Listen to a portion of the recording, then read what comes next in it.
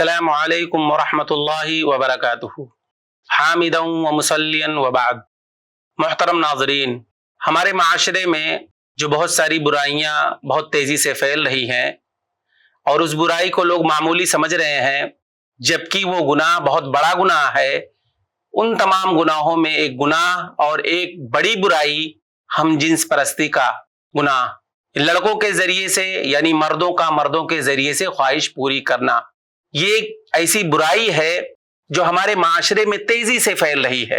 अल्लाह रब्बुल आलमीन ने कुरान मजीद के अंदर हजरत लूत अलैहिस्सलाम की कौम का तज़किरा करते हुए कहा कि वलूतन इज़ क़ाल लिक़ौमिही अतातूनल फ़ाहिशता व अंतुम तुबसिरून, कि लूत अलैहिस्सलाम ने अपने कौम के लोगों से कहा था कि तुम एक ऐसे गुनाह के अंदर मुलव्विस हो, एक ऐसी बेहयाई के अंदर तुम लोग दाखिल हो चुके हो जो तुमसे पहले ऐसा गुनाह और ऐसी बुराई किसी ने नहीं किया है।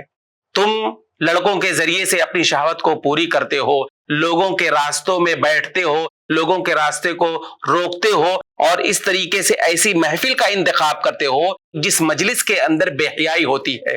तो ये बहुत बड़ा गुनाह है और कौम लूत को उस गुनाह के एवज मुख्तलिफ किस्म की सजाएं दी गई, उनकी बीनाई खत्म कर दी गई और इसी तरीके से पत्थरों के जरिए से उन पर बारिश किया गया, चीख के जरिए से उन्हें अजाब दिया गया और उनकी बस्ती को पलट दिया गया।